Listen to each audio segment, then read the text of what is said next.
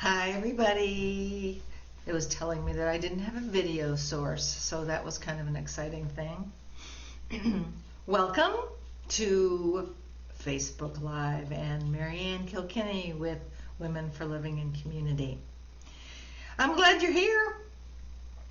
So today I am talking about the phenomenon of the Golden Girls. The phenomenon of the Golden Girls. And for the occasion, I decided that I would dress the part. I have shoulder pads. I don't know if you quite can see them. And I actually, believe it or not, wore this many, many years ago, probably during the time the Golden Girls were around. So why do I call it the Golden Girl phenomenon? Stay with me. I have lots of research, my own personal things also. So listen. But the first question is, how can a TV show from the mid-1980s to the 90s still be so popular and so have so much impact on culture? Why is it still so of interest and there's so much goodwill about it? That's pretty amazing. So I looked up phenomenon. And it was a remarkable thing, person, or event. Well, I think that probably this is definitely a phenomenon. Don't you think? Hello, Debbie. Hello, Nat. Hello, Melinda. Glad you're here. So, the Golden Girl phenomenon. So, I think that what really matters here is the interesting thing is that there's a population of people all over the place that are really wanting to know more about this. Even people who weren't even alive when the series started. So, and I often think that I talk to people about being a golden girl because that's how I talk to people about living in community, and as we age and they give me this vacant look like, what is that? And finally I got to the point that I said, living kind of like the Golden Girls. And every time I would say that, even to this morning with a guy that came to give me a quote on awnings or something, and he said, oh, the Golden Girls! He said, my wife loves them. So, it's just an interesting phenomenon. And I remember, I have to tell you about being called by NBC News and saying they wanted to come and do a piece on the Golden Girls. And guess what? I got to be in it. It was so fun. So I left a link in the descriptions for you, so if you wanted to look at it later, you could. And someone who's very popular now, Lester Holt on NBC News, was the person that did the announcing. Enough about me. So, in case you missed what the whole thing about the Golden Girls is that it was an Emmy Award-winning show. It was a series between 1985 and 1992. Not very long. And it was about 4 seasoned women living together in a ranch-style house in Miami, Florida. And that would be, the actors that played them were Bea Arthur, Rue McClanahan, Estelle Getty, and Betty White. And that would be, the names would be Blanche, Dorothy, Sophia, and Rose. And I think probably many of you know that Betty White is really the only one that is still living, and she is 99 years old. So it must be a good way to live, seriously. So the other thing that I find fascinating about this that I found out when I was doing my research is that there's been reruns. Hello, Judy. There's reruns when there were reruns and there wasn't streaming. And there's also, I think this is so funny. Do you know what chia pets are? It's like a plant that has little things growing out of it. Well, they have chia pets that are the Golden Girls. They have a trivia game of course, you have to have a Pez dispenser, right, of these characters, and a limited edition cereal. I mean, there's definitely, this is almost 40 years till now that this has been going on. So, and of course, there has to be a Golden Girl cruise leaving from where? Miami, of course. Okay, so moving right along. These are things that I found as personally interesting, and also I did some research about it too. So I'd love to hear from you, those of you that have checked in already. Thank you so much. Glad you're here, and I'm looking at the comments, and I'm going to have a bunch of other questions for you too as things come up. Hello, Julie. So you're here. I'm glad you're here, wherever you're coming from. Yay, you. The Golden Girls got to stick together. Later on, near the end of this live, I'm going to ask you some questions about the Golden Girls, and I have some other trivia things that I get to ask you questions about. And as I do every week at the end, I have a link to an expert who actually this week it's about shared housing, which is what the Golden Girls actually were doing. They were living in shared housing. So now to why were so many people attracted to this show? And mainly some of the reasons were that the topics that were selected were very topical at the time, very important at the time, almost 40 years ago, and are still. Some of them are AIDS, homosexuality, sexism, ageism, political unrest, I will say no more, and abortion, just to name. And this is like the mid-'80s that they were talking about this, which is very controversial, but they decided to tackle these things. And I was reading something from one of the founders or the writers of this, and she said they were willing to take risks at this time because no one else on television was tackling these issues. And so they figured they were wide open on ways to go ahead and do that. So they took the bull by the horns and went ahead on these really controversial things. And the other thing that they said that made me sort of sad in many ways, and that was that it was older women who are already disenfranchised or ignored who are talking to the population about these things. Yeah. So that makes me kind of sad, but at the same time, it still is alive and kicking, like I have said.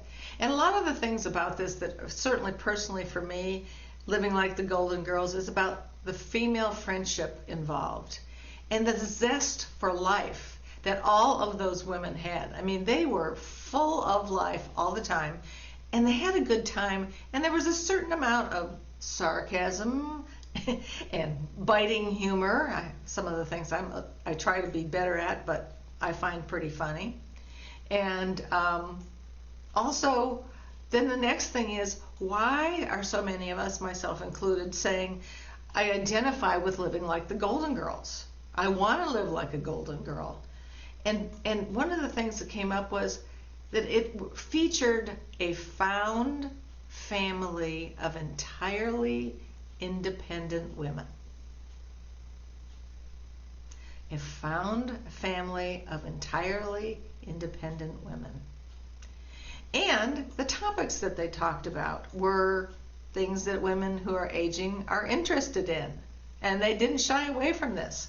Oh my gosh, menopause. Elder discrimination. Alzheimer's. Widowhood. Late life marriage. And late life sexuality as well.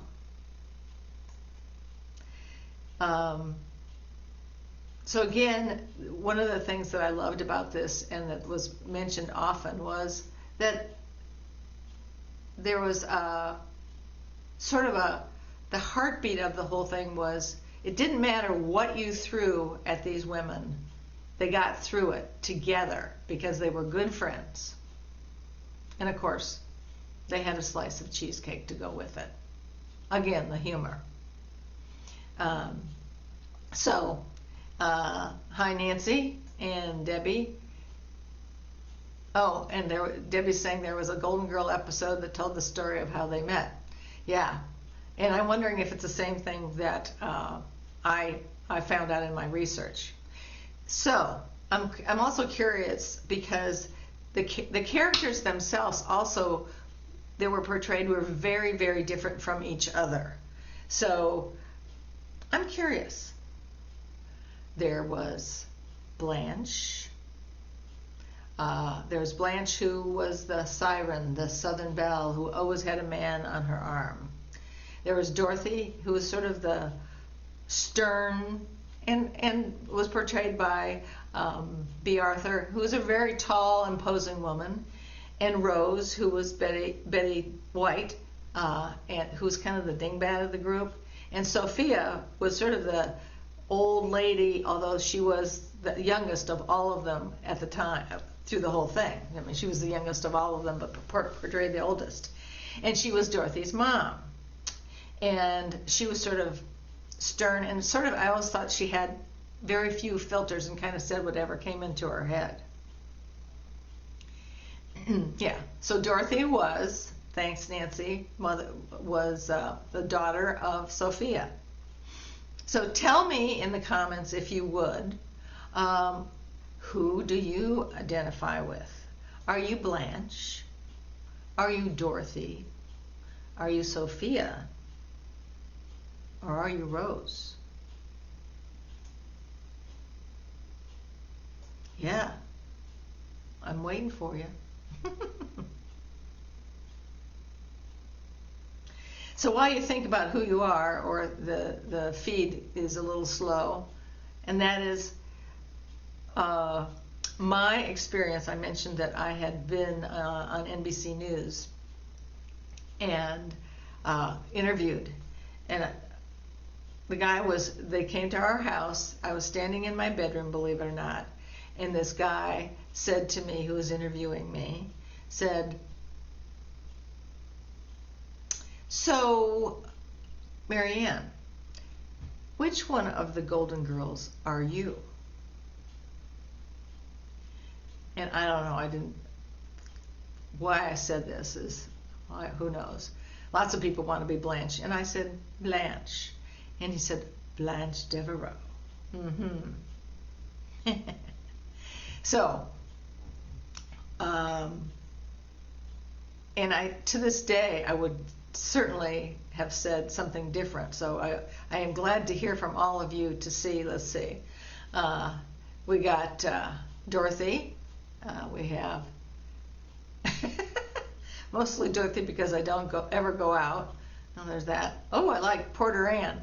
This is the new answer that I have is a little of each, which I think is, yeah, a little of each. Or we got Debbie saying none of those, Blanche without all the men, because I can't find any. And Nancy says, I was raised in the area that Rose came from. Loved her character. And yeah, I wouldn't say Nancy, you're much like her. So thank you all for weighing in. I love that. Yeah, it's good to know out there who all we would identify with. Yeah. Another experience I had was at a local bookstore called Malaprops. Any of you that are from Asheville would know this. And it was years ago, long before, and Rue McClanahan was still alive. And because she was one of the Golden Girls and she had written a book, there was this very small room and there was lots of people in it. It was the most eclectic group of people of a group of people that I'd seen in a really long time in an audience. There was little girls, 8-year-olds. There were women there that had watched it with their grandmothers. There were people my age at the time. There were people probably my age now. And all of these people were there to see one of the Golden Girls. I don't think really cared that much about Rue McClanahan's book. And then there was a huge population of gay men who were there because this show really spoke to them, and some of them had t-shirts on that were of each one of the individual ones that they identified with. And in looking at my research, one of the things they said is that at the time, gay men didn't have families, and there was no chosen family, and they were often dealing with adversity. I'm not so sure I would say that's all that different, but that's not mine to say. It was just in the research, I thought it was interesting. And also, in San Francisco, there's a Golden Girl show with all gay men playing the various characters. So if you go to San Francisco, maybe you could catch it. And again, a couple of the reasons that it's so popular is there were universal truths that were sort of woven into all of the episodes. And some things about getting older, about, your own life doesn't have to lose meaning or not have fun because you're getting older. Or we don't lose who we really are because we're getting older. So those are truths, certainly, that I can really relate to, too. And let's see. Yeah. We need a lesbian Golden Girl. Definitely. Definitely. They didn't, and again, this was a show from a while ago, but who knows? Stranger things would happen. It's wonderful. And this goes to something I thought was really interesting, which was a comment that one of the persons that did the show said, I think everybody's, including younger people, when they reach an age when they feel alienated. I think there's lots of people that can identify with that right now. The thought of being alone and spending your life alone is pretty terrifying. So lots of us relate to that. And these women were really there for each other. They were there. They really found each other, which I think is such a big part of this. And it was, not a traditional family. It was the pictures of the possibility of family. One of the things I love is at a certain age, we're not dead, we're full of life, full of laughter, some sarcasm, and quite a bit of joy. And the universality of the show continues to talk to people, even though the shoulder pads and some of the fashions don't play well. And I have a little trouble with the laugh tracks, to tell you the truth. But people resonate with it, from the gay community of all people all over, to millennials, to this guy that I talked to today. I mean, so it's issues that people can relate to, very much so. And I didn't want to leave Julie out there. Julie says, I want to be Sophia when I grow up. Aha. Good to know. Good to know. So speaking of Sophia, thank you for the lead there, Julie. One of the little fun facts was in the pilot, Sophia has put a posting in a grocery store about wanting housemates, or house and housemates, because where she lived, I'm trying to remember what it was called, something acres, Golden Acres or something, had mysteriously burned down, and she needed a place to live. And who she attracted, I would guess probably was through Dorothy, was Dorothy and Rose and Blanche. So there's also, in some of the actual episodes, you get a feeling, a whiff, maybe of smoke, that the place that Sophia lived it was not an accident that it burned down. Yeah. So I'm going to move on to, let's see what Nancy has to say here. They were all different, but they were very much caring for each other, even through their own fights. Absolutely. Yeah. Yeah. So now we're moving on to the quiz part, and that would be, Let me find my place here. That would be the quiz. Do any of you have any paraphernalia that has Golden Girls anywhere on it? I do. Someone gave me a wallet with the Golden Girls on it.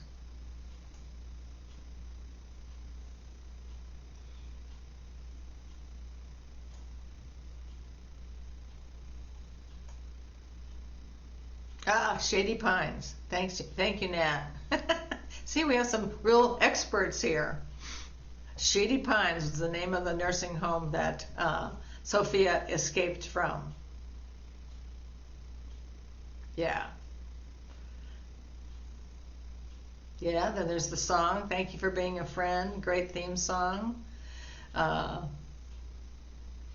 Debbie doesn't have any paraphernalia. That's okay. We'll get you a chia pet, Debbie. Oh, I wish I had the wallet. I was going to go look for it so I could show you guys. I'll go find it. Maybe in the next time I'll show you my wallet. Then people will wonder what the heck I'm doing. That's good. We'll enthrall them with that. And so, question for you. Whose house was it that they actually lived in Miami? Whose house was it? Anybody know who owned that house? Which is always an interesting power dynamic. Okay, while you're thinking about that,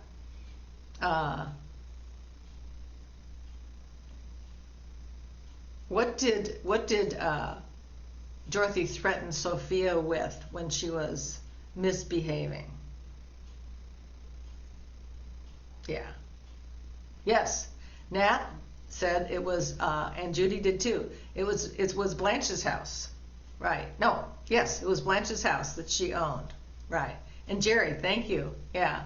All right, score. Yes, it was Blanche's house in Miami that she owned. Okay, so again, what was Dorothy threatening her mom with?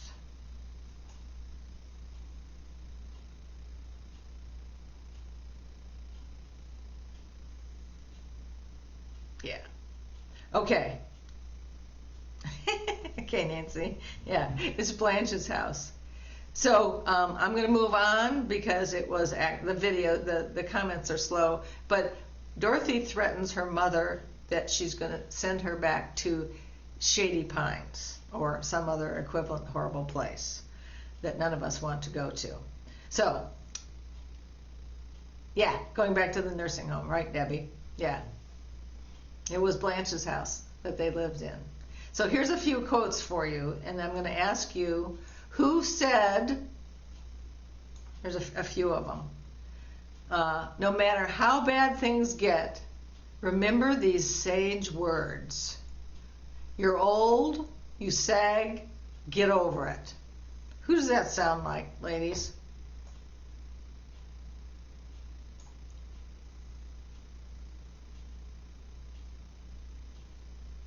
Yeah. Doesn't that sound like Sophia? Yeah.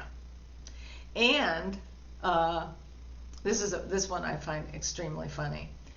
And this is, who's speaking?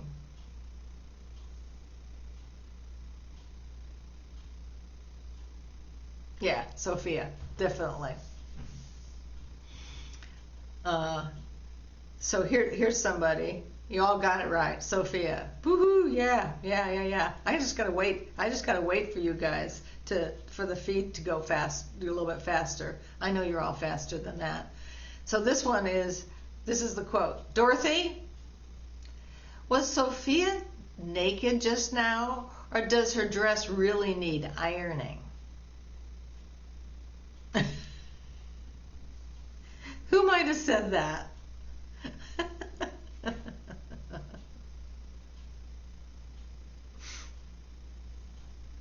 And one last quote from, this won't be a too hard one to figure out, and that is, yeah, it's Rose. Thanks, Jerry. Yeah, Rose was the one that said, Dorothy, was Sophia naked just now, or does her dress really need ironing? Ouch. And the last one is a very easy one. Thanks, Nat. Yeah, is everybody got it right? Is flirting is a part of my heritage. What Southern Belle might have said that? Yeah, absolutely. Blanche. I had to do a little bit of my Southern accent, such as it is. So, thank you all for being here. These are some of the things that the Golden Girls phenomenon, why it's alive. Yep, very good. You all got it right. Some of the phenomenon of the Golden Girls is still alive and well in our culture. And I'm so glad to be able to bring it to life for you. Let's continue the phenomenon. Next week, yeah, we got another week to go here. And I'm going to talk to you about Dr. Bill Thomas. I mentioned him last week as well, and I'm going to do a much longer thing about him because he's truly the Renaissance man, and I say the Renaissance man of aging, but he's more than that. And that's Dr. Bill Thomas. Oh my God, look at you guys. I have to share these comments. Debbie says, I see a lot of Blanche in you. Oh dear, I guess that's okay. Let's see. And yeah. And George Clooney appeared in an episode as a police officer. Thanks, Judy, for being here. One last thing, our expert this week was Anna Marie Pluhar, and she has a website called sharinghousing.com that I have the link on it for you in the description, along with some other links. And she has a great way of letting you know how to find the right people and get along with them in a shared housing experience. And coming up, my 1 hour free webinars in November, and I'm trying out Conquering Loneliness by Living a Golden Girl Life. Yeah. So that's my plan. I'm hoping all of you have already subscribed to my website so you can stay on the loop on what's going on. And I really appreciate all of you being here, all of your comments. I had a great time. I hope you did too. And always to say, I'm glad you're here. It's about connection. Thank you. Information and taking action. Until next week, next Monday at 4 o'clock, to see about Dr. Bill Thomas and all of the things he's done. And that's right. Julie's telling us, last thing to say is the Queen Mother was such a fan in England that they did do a show for her. And I read somewhere that they had to clean it up a little bit. Thank you all for being here. See you next week. And I'll tell you more about Dr. Bill Thomas. Thanks for being here. Bye.